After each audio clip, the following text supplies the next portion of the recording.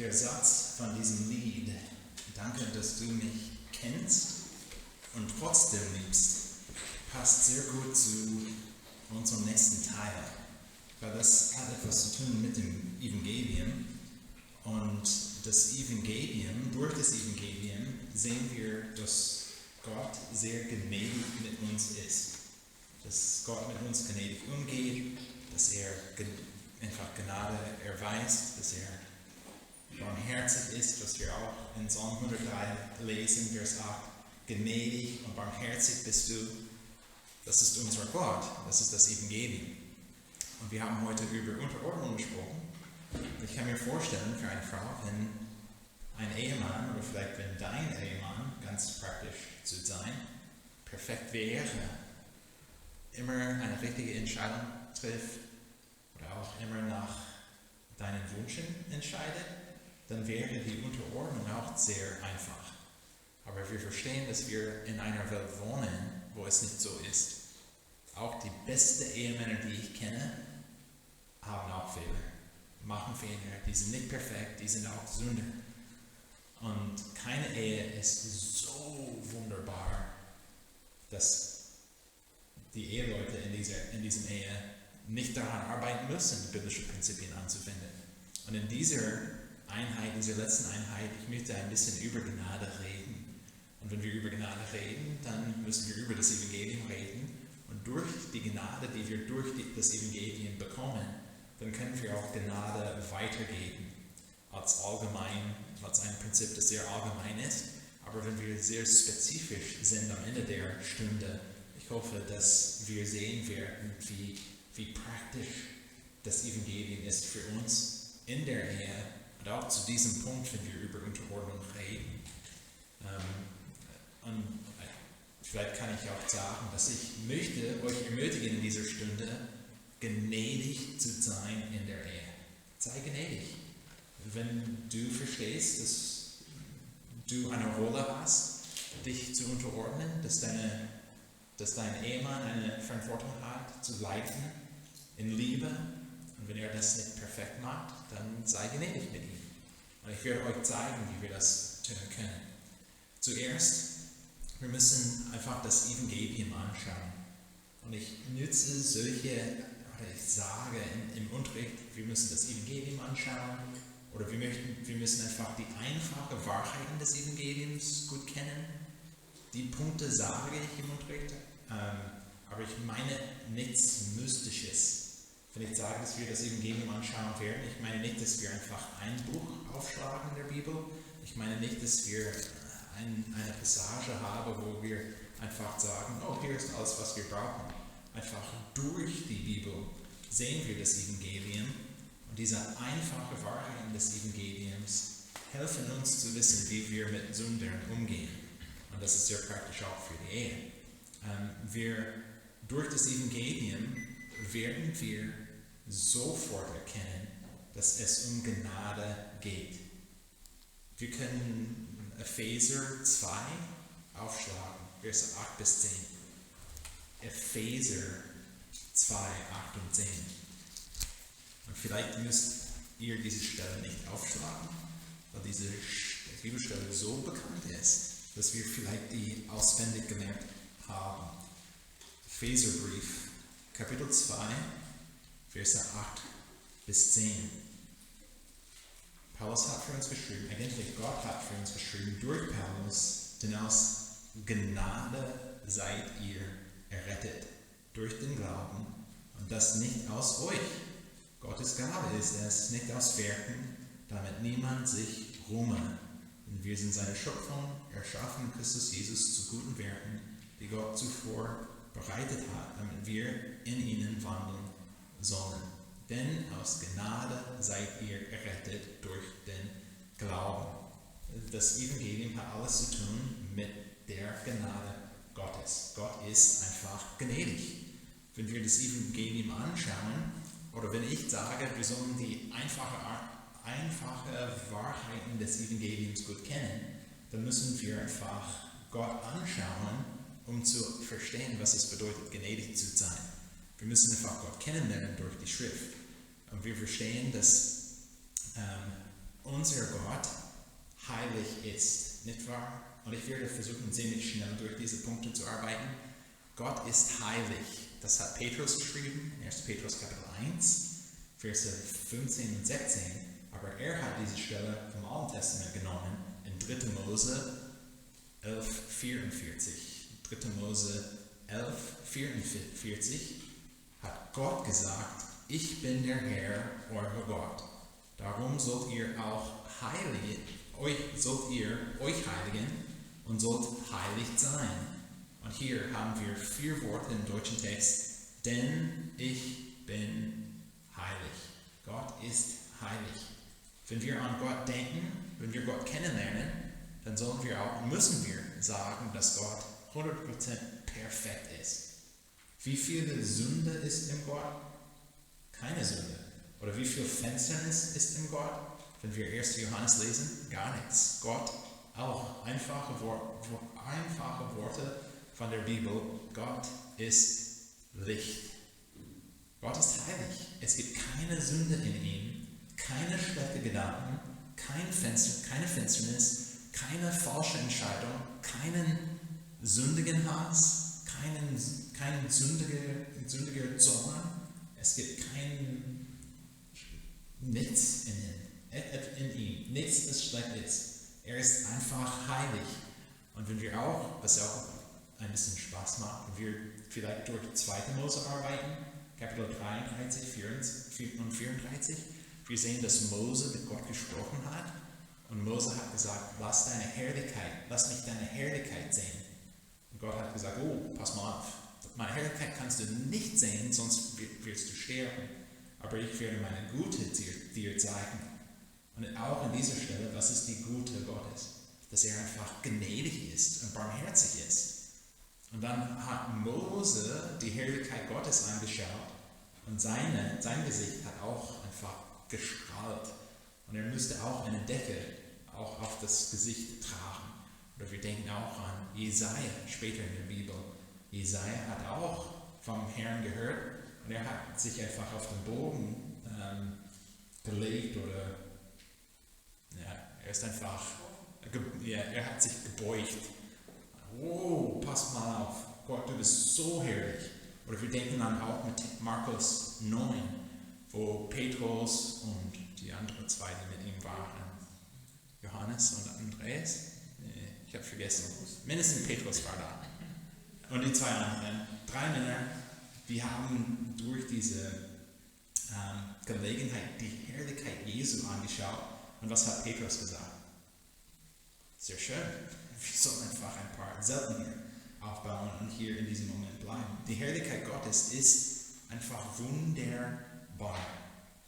Keine Sünde ist in ihm gefunden. Er ist heilig.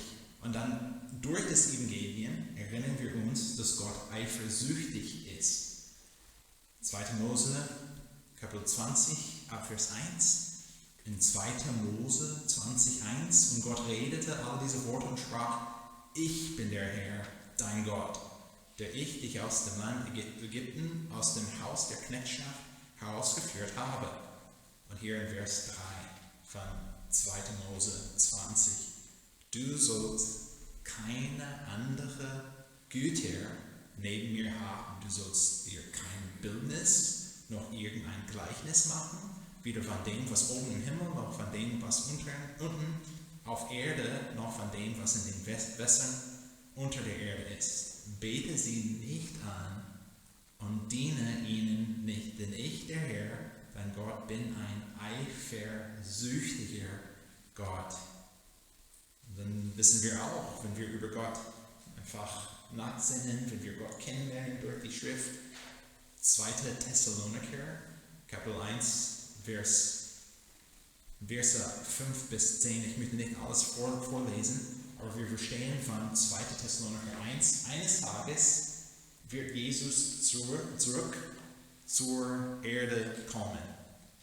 Und wie wird er zurückkommen? Laut Vers 8, in flammenden Feuer, wenn er Vergeltung üben wird an denen, die Gott nicht anerkennen und an denen, die dem Evangelium unseres Herrn Jesus Christus nicht gehorsam sind. Gott ist heilig, 100% vollkommen. Gott ist eifersüchtig und Gott ist Richter. Hier ist aber, das wäre schön, wunderbar. Ich möchte auch diese Herrlichkeit ständig anschauen. Ich möchte auch Gott in seiner Herrlichkeit gut kennenlernen. Ich möchte nicht nur die Natur anschauen, wo wir sagen, besonders in dieser Jahreszeit, wo wir sagen, oh, wie schön, die Sonne scheint, das Wetter ist warm, alles ist grün, wir sehen Blumen, auch diese Blumen, die heißen auf Deutsch Mond. Ja, das habe ich auch gesagt. Diese roten Blumen, die in den Feldern sind, oh, auch bei uns. Es gibt einen Feld mit nur Gras momentan und so viele von diesen Mondblumen, wie diese gebackene Leckerlis. Die sind auch wunderbar. Wir genießen es, wenn wir diese Herrlichkeit anschauen können. Oder was ich auch euch sagen würde, was mir nach meiner Meinung am herrlichsten ist im Leben, ist die Geburt deines Kindes. Das ist einfach so wunderbar. Besonders beim ersten Kind. Aber das sage ich meinen Kindern nicht. Aber du nimmst das Kind, besonders beim ersten, aber du nimmst das Kind in die Hand. Oh, Wahnsinn! Wahnsinn, die Herrlichkeit Gottes. Die sind alle schön, aber stellt ihr euch vor eines Tages, dass wir tatsächlich Jesus anschauen werden.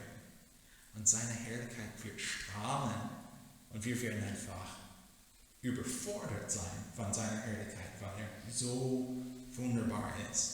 Das ist gut und wunderbar. Aber hier auf dieser Erde haben wir ein großes Problem mit dieser Herrlichkeit und mit dieser Eigenschaft Gottes, dass er eifersüchtig ist und mit dieser Eigenschaft, dass er auch Richter ist. Weil wir verstehen, dass wir auch Sünder sind. Wir brauchen eigentlich die Bibel nicht, um uns zu zeigen, dass wir Sünder sind. Wir schauen einfach das Leben an und erkennen, dass wir Sünder sind. Aber ganz klar und deutlich, Römerbrief Kapitel 3, ab Kapitel 3, Vers 9 vom Römerbrief, wie nun, haben wir etwas voraus, ganz und gar nicht. Denn wir haben ja vorhin sowohl Juden als Griechen beschuldigt, dass sie alle unter der Sünde sind, wie geschrieben steht. Es ist keiner gerecht, auch nicht einer. Es ist keiner, der verständig ist, der nach Gott fragt. Sie sind alle abgewichen, sie taugen alle zusammen nichts. Da ist keiner, der Gutes tut, da ist auch nicht einer. Oder auch Römerbrief 3, Vers 23. Denn alle haben gesündigt und verfehlen die Herrlichkeit, die sie vor Gott haben sollten. Das ist für uns ein Problem. Wenn wir verstehen von der Bibel, wenn wir Gott kennenlernen und sehen seine herrlichen Eigenschaften, und dann schauen wir uns an, dann wissen wir, dass wir ein großes Problem mit Gott haben. Wie Jesaja geschrieben hat, in Jesaja 59, Verse 1 und 2. Jesaja 59, Verse 1 und 2. Siehe, die Hand des Herrn ist nicht zu kurz zum Retten und sein Ohr nicht zu schwer zum Hören, sondern eure Misstaten trennen euch von eurem Gott und eure Sünden verbergen sein Angesicht vor euch, dass er nicht hört. Unsere Sünde trennt uns von Gott und er in seiner Herrlichkeit und Gott in seiner Gerechtigkeit muss uns richten für unsere Sünde. Er wird nicht gerecht, wenn er einfach sagt, ja, ist kein Problem, komm bitte in meinen Himmel, die Sünde werde ich einfach vergessen. Er wird nicht gerecht, er muss richten. Und wir tragen diese Schuld auf unseren Schultern, nicht wahr? Wir haben gesündigt, wir sind Sünder. Wir stehen vor Gott als schuldig. Aber das ist nicht die ganze Geschichte, nicht wahr? Das ist noch nicht das Evangelium, weil wir auch diese kleinen Worte im Johannesbrief, im ersten Johannesbrief haben. In 1. Johannes 4, Vers 8. denn Gott ist Liebe. Er ist nicht nur ein Gott, der ein großer Richter ist, der voll mit Zorn gegen Sünde ist. Er ist auch Liebe. Und eine einfache Bibelstelle, Johannes 3,16. Denn so sehr hat Gott die Welt geliebt, dass er seinen eingeborenen Sohn gab, damit jeder, der an ihn glaubt, nicht verloren geht, sondern ewiges Leben hat.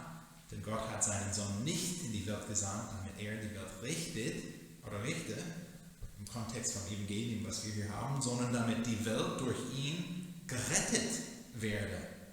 Und wie hat Jesus das getan? Wie kann es sein, dass wir als Sünder errettet sind oder gerettet werden? Jesaja 53, wir könnten diese lange Stelle vorlesen, aber ich werde das nicht machen. Jesaja 35 als Hausaufgabe, ich meine 53, Jesaja 53. Ihr könnt diese Stelle zu Hause auch lesen als Hausaufgabe, bevor ihr ins Bett geht heute Abend. Aber vielleicht kennt ihr diese Stelle auch gut. Ab Vers 4 lesen wir, fürwahr, er hat unsere Krankheiten getragen und unsere Schmerzen auf sich geladen. Wir aber hielten ihn für bestraft, von Gott geschlagen, niedergebeugt. Doch er würde um unserer Übertretungen willen durchbohrt, wegen unserer Missetaten zerschlagen, die Strafe lag auf ihm, damit wir Frieden hätten. Und durch seine Wunden sind wir geheilt worden. Und als Zusammenfassung, und ich verstehe, wir arbeiten super schnell durch diese einfache Wahrheiten des Evangeliums. 1. Petrus 3,18, Petrus hat für uns geschrieben, denn auch Christus hat einmal für Sünden gelitten, der Gerechte für die Ungerechten, damit er uns zu Gott führte. Das ist das Evangelium, diese einfachen Punkte. Wir haben einen Gott, er ist heilig, er ist eifersüchtig, er ist auch Richter. Und der Autor des Hebräerbriefs hat geschrieben, es ist einfach schrecklich, wenn wir verstehen, wie heilig Gott ist und verstehen, was für Sünder ich bin. Es ist einfach schrecklich, in die Hände des lebendigen Gottes zu fallen. Aber 1. Johannes 4,18, wir verstehen, dass Gott auch Liebe ist. Und durch seine Liebe, einfach weil er liebevoll ist, hat er die Entscheidung getroffen, Jesus in die Welt zu senden, damit Jesus das perfekte Leben leben könnte, für uns sterben könnte. Und Jesus durch seinen Tod gibt uns seine Gerechtigkeit, die wir nicht haben, einfach aus Gnade. Wir stehen gerecht vor Gott heute, weil Jesus für uns gestorben ist. Nicht, weil ich etwas Schönes getan habe. Ich werde nicht in den Himmel gehen, weil ich von Südkalifornien nach Berlin umgezogen bin. Ich werde auch nicht in den Himmel gehen, weil am Ende meines Lebens ich Gott sagen kann, ich habe als Ehemann meine Frau geliebt. Meine Frau wird auch nicht in den Himmel gehen, weil sie vor Gott steht und sagt, ich darf in den Himmel gehen, weil ich mich unter Nick geordnet habe. Das darf sie nicht sagen. Ich habe nicht gesagt, dass diese Werke nicht gut sind, die reichen aber nicht aus. Ich kann niemals durch das Gehorchen meine Errettung verdienen. Ist 100% unmöglich. Ich werde sterben. Ich bin kein Prophet. Ich muss 2,5 Stunden nach Hause fahren, was eigentlich nicht viel ist. Ich könnte, das wäre auch schrecklich, aber ich könnte auch heute Nachmittag auf dem Weg nach Hause sterben. Ich könnte auch nach Hause fahren und heute Abend einfach einschlafen und nicht aufstehen. Es kann passieren zu jeder Zeit. Ich kann sterben. Ich werde vor Gott stehen und wenn er die Frage stellt, warum soll ich dich, Nick, in meinen Himmel lassen? Ich werde nicht über meine Werke reden. Ich werde nicht sagen, oh, ich habe etwas Schönes getan. Ich werde nur sagen, nur weil Jesus für mich gestorben ist. Er hat meine Schuld weggenommen und er hat mir seine Gerechtigkeit gegeben. Du bist gnädig, du bist barmherzig. Das ist alles, was ich sagen kann, wenn ich dort vor Gott stehe. Und das ist das Evangelium. Und diese Wahrheiten sind eine große Ermutigung für uns, nicht nur für die Zukunft, wenn wir vor Gott stehen, aber auch für heute, wenn wir Entscheidungen treffen, wie gehen wir damit um, wenn der Ehemann nicht besonders heilig ist. Wenn wir denken, oder wenn ihr denkt, oder wenn du denkst als Ehefrau, dass es schwer ist, mit deinem Ehemann umzugehen, weil er ein Sünder ist, dann müssen wir nur das Evangelium anschauen und sehen, wie Gott mit uns umgeht. Und dann haben wir ein Muster, dem wir folgen sollten. Und genau wie Gott mit uns umgeht, sollen wir auch mit dem auch Sünder Ehemann umgehen. Gott ist uns gnädig, wir sollten auch gnädig sein. Gott hat uns vergeben, wir sollten auch vergeben. Das kann ich auch beweisen von Epheserbrief 4, 31 und 32. Epheser 4, 31 und 32. Paulus hat geschrieben, alle Bitterkeit und Wut und Zorn und Geschrei und Lästerung sei von euch weggetan samt aller Bosheit. Seid aber gegeneinander freundlich und barmherzig und vergebt einander, gleich wie auch Gott euch vergeben hat in Christus. Was möchte Gott von dir zu Hause, besonders in deiner Ehe, für die verheiratet sind? Was möchte Gott von dir? Wenn dein Ehemann sündigt, möchte Gott, dass du ihn schlägst? Möchtest Gott, dass du ihn einfach, oder dass du zu Hause bestärkst? Dass du einfach schlechte Worte, harte Worte, dass du schreist? Möchte Gott, dass du auch, und ich sage ganz bewusst, auch wenn er sündigt, ich rede nicht über kleine Sachen, ich rede von großen Sachen. Wenn der Ehemann sündigt zu Hause, möchte Gott, dass du Bitterkeit in deinem Herzen hast. Alle Bitterkeit und Wut und Zorn und Geschrei und Lästerung sei von euch weggetan samt aller Bosheit.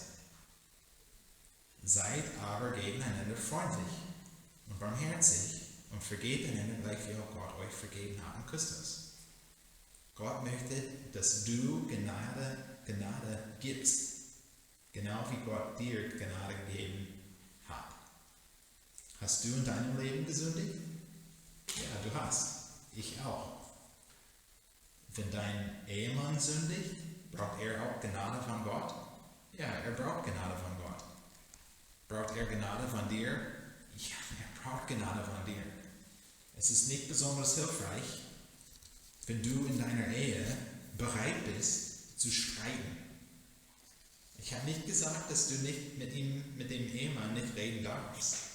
Ich meine diese Herzenseinstellung, wenn wir sehen, dass er etwas Falsches getan hat, wenn er gesündigt hat, dass du bereit bist, einfach zu streiten, zu kämpfen, zu schreien. Wir werden keine Ruhe hier haben, bis du mich alles gesagt hast, was ich sagen möchte. Diese Herzenseinstellung entspricht dem Evangelium nicht. Und einige können sagen, warte mal, das ist überhaupt nicht gerecht. Der Ehemann hat gesündigt. Er braucht Hilfe. Er braucht Anleitung.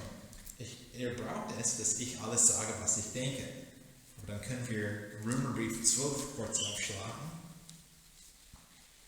Römerbrief 12. Und ich werde euch sagen, wie das Evangelium uns befreit von dieser Last zu denken und zu glauben, dass wir verantwortlich sind, den Ehemann einfach oder dem Ehemann in dieser Weise zu helfen. Wie soll ich das am besten ausdrücken? Zu helfen ist gut, aber du kannst deinen Ehemann nicht zwingen zu gehorchen. Du hast einen Einfluss auf ihn, du darfst Gnade zeigen, du darfst auch die Wahrheit sagen, was ich auch in einer Minute sagen werde. Du darfst mit ihm reden, Aber es ist nicht nötig, mit ihm zu streiten. Aber wenn du denkst, oh, ich muss mit ihm streiten, ich muss ihm etwas Hartes sagen, ich muss ihn bestrafen durch mein Verhalten oder durch meine Worte, was ich meine auch, ist einige Menschen, nicht nur Frauen, aber einige neigen, den Nächsten zu bestrafen mit den Worten, schlecht zu reden über diese Person zu dieser Person. Wir sagen, nee, du hast das 100% falsch gemacht. Wir sind nicht gnädig mit den Worten. Im Verhalten, einige neigen einfach die Liebe zu entziehen als Bestrafung, weil wir denken, er hat etwas Falsches getan, ich muss ihn strafen. Wir werden keine Intimität haben. Heute Abend nicht, morgen nicht, nächste Woche nicht, weil er braucht eine Strafe. Aber das entspricht dem Evangelium nicht. Aber wenn ich das sage, dann einige denken, aber das ist nicht gerecht, weil er gesündigt hat. Aber dann können wir Römerbrief 12 anschauen, Vers 17. Und das Evangelium befreit uns von dieser falschen Denkweise. Vers 17 von Römerbrief 12, vergeltet niemand Böses mit Bösem. Seid auf das bedacht, was in den Augen aller Menschen gut ist. Ist es möglich, so viel an euch liegt, so haltet mit allen Menschen Frieden. Und hier in Vers 19, recht auch nicht selbst, Geliebte, sondern gebt Raum dem Zorn Gottes, denn es steht geschrieben, mein ist die Rache, ich will vergelten, spricht der Herr. Das ist auch das Evangelium. Gott wird vergelten, 100%. Versprochen. Wenn dein Ehemann gesündigt hat, es gibt 2 Optionen für deinen Ehemann. 2 Optionen. Entweder er eines Tages wird vor Gott stehen, ohne die Gerechtigkeit Jesus. Und dieser Mann wird in die Hölle gehen für die Ewigkeit, um für seine Sünde zu tilgen. Das ist die erste Option. Die zweite Option, dieser Mann wird vor Gott stehen. Und er wird die Gerechtigkeit Jesus haben. Und durch Jesus wird er sagen, Jesus hat schon 100% für alle Sünde getilgt. Dies sind die 2 Optionen. Habt ihr bemerkt, dass es keine dritte Option gibt? Gott hat nicht gesagt zu den Ehefrauen, du musst sicher sein, dass dein Ehemann jetzt für seine Sünde tilgt. Er muss bezahlen. Du musst ihn bestrafen. Haben wir in der Schrift nicht. Wir müssen ihn nicht bestrafen. Das ist ein allgemeines Prinzip auch für Ehefrauen in der Ehe, aber auch für Ehemänner in der Ehe und auch für Eltern in der Kindererziehung. Unsere Kinder werden auch nicht vor Gott stehen und sagen, oh Gott, ich muss nicht für diese Sünde bezahlen. Mein Papa hat mich schon bestraft. Das geht nicht. Wir können die Sünde nicht wegnehmen. Wenn wir wissen, durch das Evangelium und Glauben, dass wir die Sünde nicht wegnehmen können, dann müssen wir einfach Gott lassen, einfach mit der Sünde umzugehen. Entweder der Sünde zu vergeben oder durch Jesus oder die Person wird selbst für die Sünde tilgen und bezahlen. Wenn wir diese Wahrheiten vor den Augen haben, dann sehen wir, und seht ihr auch in der Ehe, dass du als Ehefrau musst deinen Ehemann nicht bestrafen. Ist nicht nötig. Helfen ja, mit ihm reden ja. Aber wie? Durch die Gnade des Evangeliums. Wenn du sündigst, wie geht Gott mit dir um?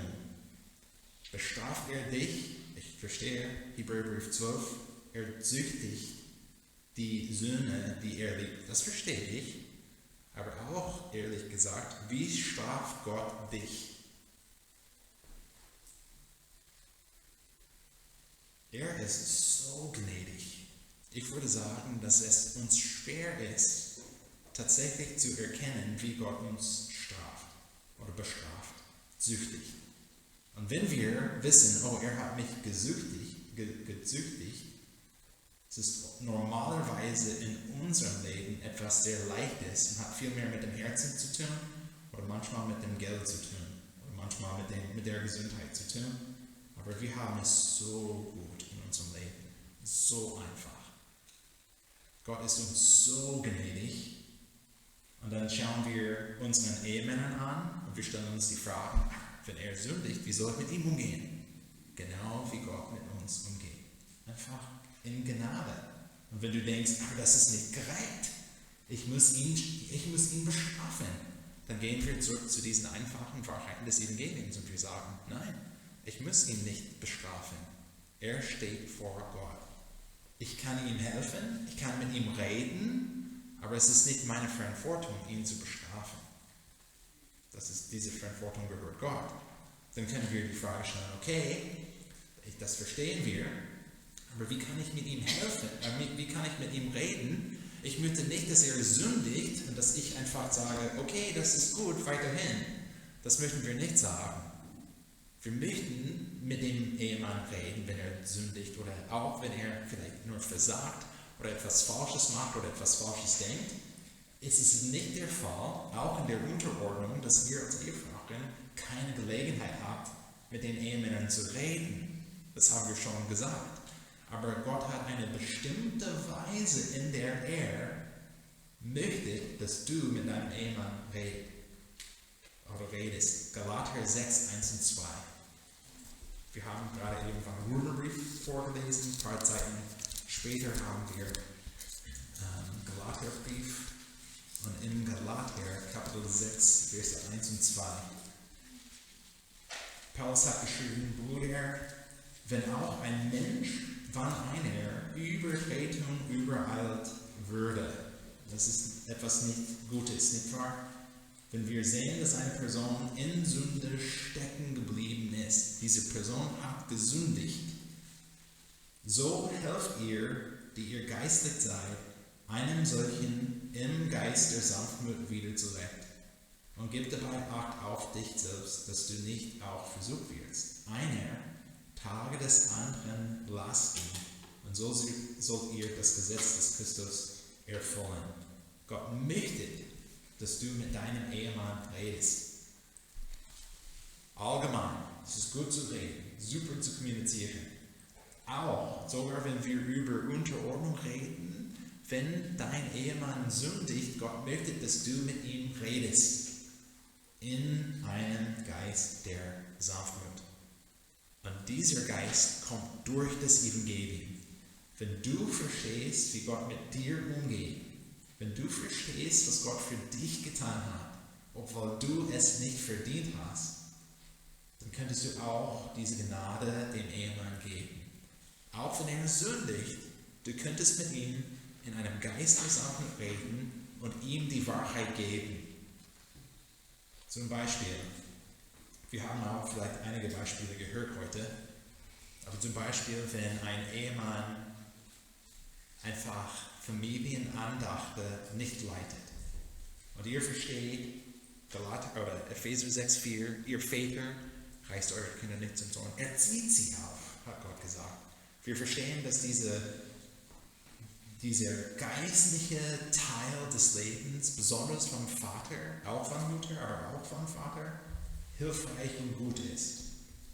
Vielleicht siehst du, dass dein Ehemann keine Familienandacht leitet. Und du denkst, das ist nicht gut. Es ist einfach nicht gut. Es ist nicht wichtig. Wir ehren Gott nicht, wie wir Gott ehren können, wenn mein Ehemann eine Andacht leitet zu Hause. Und du möchtest mit ihm reden. Darfst du mit ihm reden? Oh nein, es tut mir leid. Ihr müsst euch unterordnen. Ihr dürft nicht mit den Ehemännern reden. Das haben wir nicht gesagt. Ihr dürft mit den Ehemännern reden. Du darfst mit deinem Ehemann reden. Was Gott nicht möchte, ist, dass du, nachdem die Kinder ins Bett gehen, dass ihr auf dem Sofa sitzt und du sagst, du fauler Ehemann, Familienandachten sind wichtig, das magst du nicht. Ich habe genug gehabt. Ich verstehe, es ist mir schwer einfach. Ich bin kein Schauspieler. Aber Gott möchte nicht, dass wir mit Zorn, Bitterkeit, Wut im Herzen, Zorn im Herzen reden mit dem Ehemann. Er möchte, dass wir Gnade im Herzen haben und dass wir die Wahrheit weitergeben. In einer normalen Stimme, auf dem Sofa, mit einer Tasse Kaffee, ein Stückchen Schokolade, dass wir einfach sagen, Schatz, ich verstehe, dass das Leben beschäftigt ist, für dich und für alle Männer. Aber können wir einfach Epheser 4,6 vorlesen heute Abend? Und ich finde es gut, dass Gott gesagt hat, ihr Väter. Ich denke auch, dass wir diese Wahrheit wahrnehmen können. Was denkst du? Eine andere Weise, die gleiche Wahrheit weiterzugeben. Warum würden wir in so einer Weise reden? Weil Gott mit uns in dieser Weise redet. Hast du heute gesündigt? Höchstwahrscheinlich in einer Weise. Oder gestern oder vorgestern. Irgendwann in der letzten Woche haben wir gesündigt. Ist Gott auch zu dir gekommen mit einem Stock? Hat er einfach dich geschlagen? Hat er geschreit? Oder ist er einfach gnädig, sanftmütig mit dir? Und wenn wir die Bibel aufschlagen und lesen, er spricht mit uns ganz klar und deutlich. Aber er schreit nicht. Das ist nicht nötig. Wir müssen auch nicht schreien. Einfach Gnade erweisen, Gnade geben, gnädig sein und sagen, hier ist, was Gott gesagt hat und die Prinzipien sind wichtig. Ich verstehe, dass es schwer ist, weil wir in uns selbst diese Emotionen haben, die hochkochen, aber dann brauchen wir einfach das Evangelium.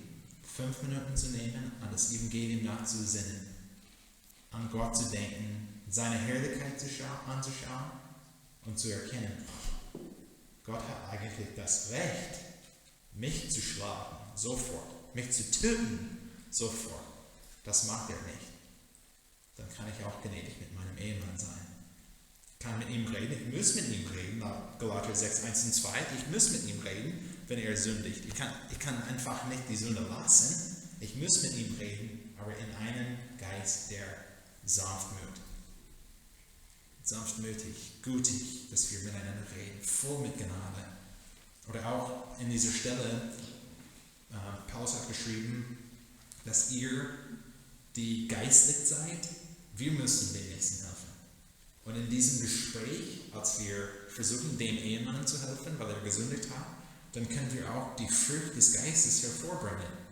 Und wir lesen früher im Galaterbrief, Kapitel 5, Vers 22, Galater 5, 22, die Frucht des Geistes aber ist, und in diesem Gespräch mit dem Ehemann, als wir versuchen, ihm zu helfen in Gnade, dann müssen wir diese Früchte hervorbringen.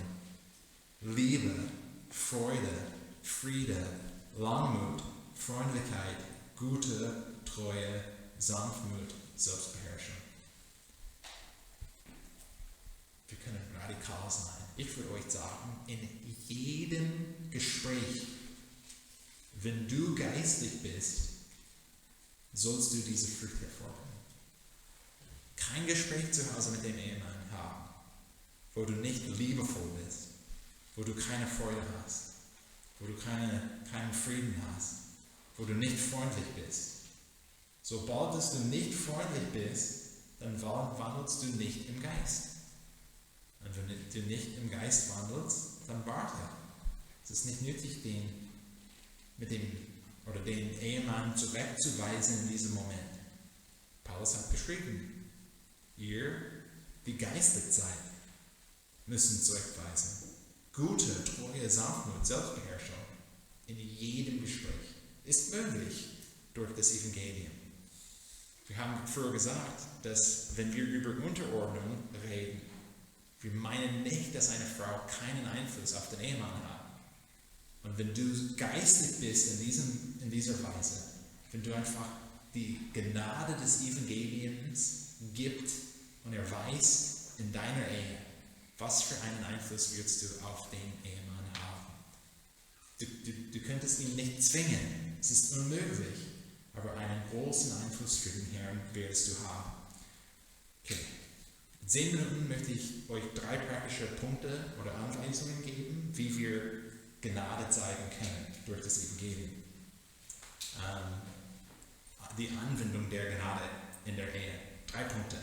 Was ich auch gesagt habe, wir zurechtweisen in Gnade, aber einfach in Gnade oder aus Gnade zu reden.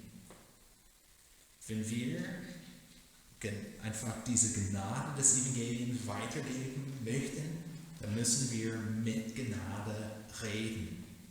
In Epheser 4,29 hat Paulus geschrieben, Epheser 4,29, in diesem Kontext von 4,31 und 32, aber Epheser 4,29, kein schlechtes Wort soll aus eurem Mund kommen. Wie viele schlechte Worte dürfen auch aus unserem Mund kommen? Kein schlechtes Wort soll aus eurem Mund kommen, sondern was gut ist zur Erbauung, wo es nötig ist, damit es den Hörern Gnade bringe. Kein schlechtes Wort aus eurem Mund. Es ist unabhängig von der Person, mit der du redest. Wenn du einen wunderbaren Ehemann hast, dann preis ihn her. Wenn du einen Ehemann hast, der nicht so wunderbar ist, dann wenden wir die gleichen Prinzipien an. Kein schlechtes Wort aus deinem Mund. Kein schlechtes Wort. Kein Wort, das ein schlechtes Einfluss auf ihn haben wird. Einfach erbauende Worte. Kein Wort, das dieser Mann abbaut oder niederschlägt. Kein Wort, das einfach gegen diesen Mann kämpft, sondern was gut ist zur Erbauung.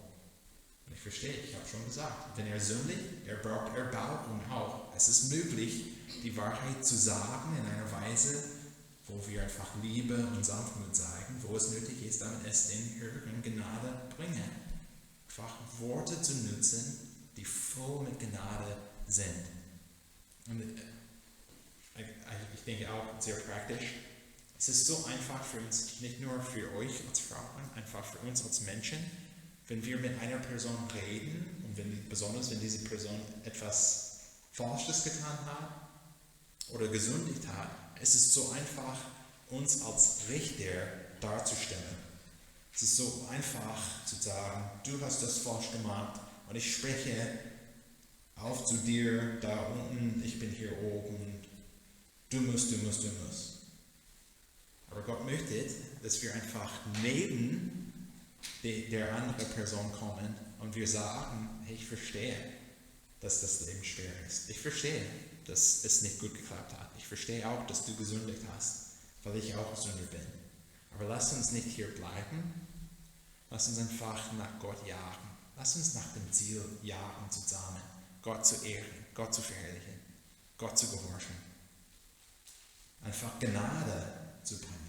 Und auch, ich würde sagen, wenn der Ehemann nicht geholfen ist, weil er möchte einfach in seiner Sünde bleiben, dann hast du mindestens in dieser Weise Gott geehrt. Du hast Gott angebetet, du hast Gott gedient, indem du Epheser 4,29 durch die Gnade des Evangeliums angewendet hast. Gibt das Sinn? Okay. Gute Worte, Gnade, einfach gnädige Worte zu nutzen zu Hause. Zweitens, wir können auch mit Gnade dienen. Wenn wir einfach Gnade zeigen möchten durch das Evangelium, dann können wir dienen mit Gnade. Markus 10, Vers 24. Markus 10, 45. Markus Kapitel 10, Vers 45. Jesus redet von sich selbst und er hat gesagt, denn auch der Sohn des Menschen ist nicht gekommen, um sich dienen zu lassen, sondern um zu dienen und sein Leben zu geben als Lösegeld für viele. Und hier, wir müssen auch an das Evangelium denken, diese Punkte, die wir schon genannt haben. Wer ist Jesus? Jesus ist auch Gott. Ist Jesus herrlich? Ja. Ist er, oder sollen wir eigentlich Jesus dienen? Ja. Jede Person auf der Welt soll Jesus dienen, soll Gott dienen. Was hat Jesus getan? Er ist zur Welt gekommen, nicht um sich dienen zu lassen, sondern um zu dienen. Der König oder auch, wir haben früher gesagt, einfach biblische Prinzipien in unserem Gehirn, in den Gedanken zu haben. Ich denke an Kolosser, sogar wenn es nicht in meinen Notizen ist, Kolosser 1,15. Kolosser 1, Kapitel 1. Wir sehen, dass alles, was geschaffen ist durch Jesus geschaffen. Es gibt nichts, das geschaffen ist, das nicht durch und für Jesus geschaffen ist. Jesus ist so herrlich, dass er alles anschaut hier auf dieser Welt. Er hat alles geschaffen und alles ist da, alles existiert, um Jesus zu dienen, um Jesus zu ehren. Für ihn, alles. Aber er hat gedient. Wenn eine Person in der ganzen Geschichte der Welt die Person wäre, die nicht dienen muss, das ist Jesus. Aber er ist zur Welt gekommen, um zu dienen. Und ich finde es ist sehr interessant in diesem Text, um zu dienen, und dann haben wir das Wort und, sein Leben zu geben als Lösegeld für viele. Jesus, der würdig ist, für alle Menschen auf der Erde und alle im Himmel, ihn anzubeten. Wenn er sein Leben gegeben hat, dann was sollen wir tun? Vielleicht sollen wir nur so viel tun, wie wir schaffen. Vielleicht sollen wir gute Grenzen in unserem Leben haben, damit wir nicht überfordert sind. Wir möchten nicht zu viel geben. Wir möchten nicht müde sein. Das ist eigentlich nicht die biblische Einstellung, die wir haben sollen, wenn wir Jesus anschauen, durch das Evangelium. Wir sollen diese Wahrheit durch das Evangelium sehen und an diese Wahrheit glauben. Und wir sollen auch bereit sein, zu Hause zu dienen in einer Weise, wo wir auch bereit sind zu sterben. Ich meine nicht, dass du sterben musst. Ich verstehe auch, ich brauche eine Pause. Wir alle brauchen Pause. Und als ich jünger war, haben wir eine Phase gehabt, wo ich auch beim Masterseminar studiert habe. 1 Stunde, 30 Minuten mindestens zur Schule gefahren, 3-mal pro Woche. 2 Stunden zurück, mindestens, manchmal bis 3 Stunden. Plus Dienst in der Gemeinde, plus Familie mit 4 Kindern und als ich fertig war mit 6 Kindern. Ich habe für Jahre vielleicht 4 Stunden pro Nacht geschlafen. Und ich habe gedacht, ich diene dem Herrn. Und wir werden einfach sterben. Das würde ich nicht empfehlen. Das war nicht besonders schön. Ich verstehe, diese Bereitschaft zu sterben ist, was wir brauchen. Aber ich habe auch kein Problem damit, wenn wir 7 bis 8 Stunden schlafen, damit wir bereit sind, am nächsten Tag zu dienen. Aber diese Einstellung in uns zu haben, Jesus hat gedient. Jesus war sehr gnädig in seinem Dienst. Er war sogar bereit, alles zu geben, um zu dienen. Dann sollen wir auch Gnade in der Ehe in dieser Weise zeigen. Dass wir auch bereit sind zu dienen, dem Ehemann zu dienen. Auch wenn wir verstehen, dass ein Teil des Dienstes ist, uns zu unterordnen. Auch wenn wir vielleicht denken, ich habe andere Wünsche, andere Vorliebe, andere Ideen. Dann können wir auch Gott ehren, indem wir Gott ähnlich sein sind, indem wir dienen, genau wie Jesus gedient hat. Wir können Gnade zeigen zu Hause in der Ehe. Wir können dem Ehemann Gnade erweisen, wenn wir mit gnädigen Worten reden, wenn wir mit Gnade dienen. Und hier ist ein dritter Punkt, was auch, ich verstehe, ihr seid müde, es ist schon warm, wir haben etwas Deftiges gegessen. Ich verstehe auch oft, nur Frauen reden über dieses Thema, aber ich kann auch sehr keusch sein in diesem Bereich. Sei gnädig mit der Intimität. Sei gnädig mit deinem Ehemann. Wir haben so viele Seelsorgefälle, wo wir hören an den Eheleuten, dass sie nicht oft zusammenkommen, dass sie nicht so viel Zuneigung in der Ehe haben, dass sie einfach einander nicht dienen in dieser Weise. Wir haben aber klare biblische Anweisungen, die uns sagen, als Ehepaar, ihr müsst ein Fleisch sein. Und es ist auch gut so. Es ehrt Gott, wenn wir gnädig in diesem Bereich sind. Zuerst haben wir Sprüche 5. Möchtet ihr Sprüche 5 kurz aufschlagen? Wir haben 3 kurze Bibelstellen anzuschauen. Zweimal in Sprüche und dann einmal in 1. Korinther.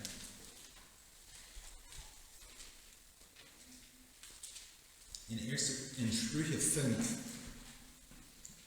Verse 15 bis 20, hier ist, was Gott gesagt hat und für uns geschrieben hat. Trinke Wasser aus deiner eigenen Zisterne und Ströme aus deinem eigenen Brunnen. Und er redet natürlich von der Ehe hier. Sollen sich deine Quellen auf die Straße ergießen, dein Wasserbäche auf die Plätze? Sie sollen dir allein gehören und keinen Fremden neben dir. Deine Quelle sei gesegnet und freue dich an der Frau deiner Jugend. Die liebliche Hündin, die anmutige Gemse, ihre Busen soll dich allezeit sättigen. Von ihrer Liebe sollst du stets entsucht sein. Warum aber, mein Sohn, solltest du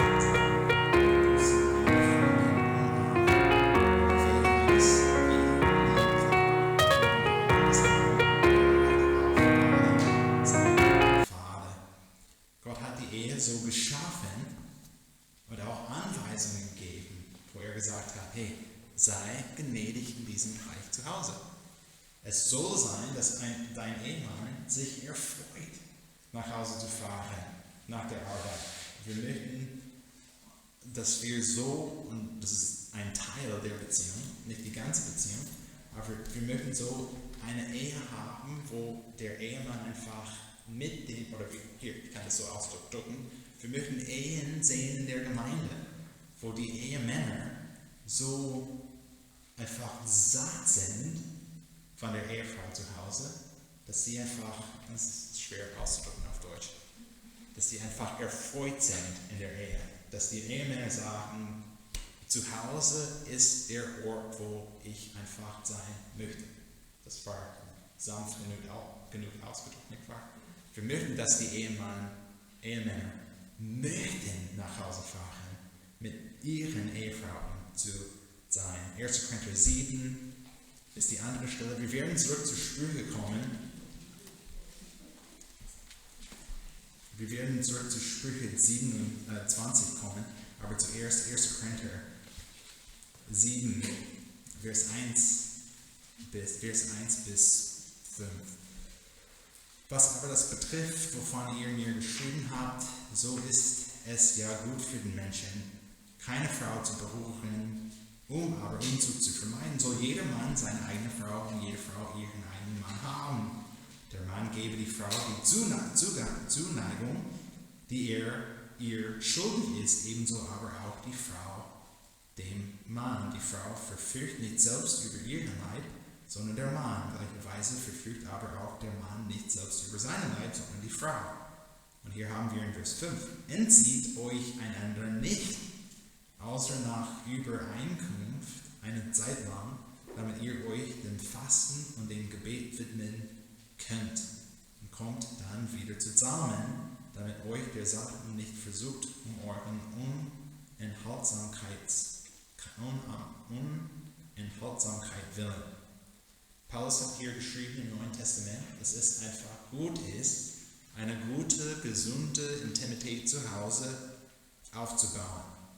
Was wir gesehen haben in vielen Seelsorgefällen, sind Ehefrauen, die vielleicht nicht zufrieden sind mit den Ehemännern und die Frauen denken nach diesem Muster. Wenn er es verdient hat, dann werden wir zusammenkommen.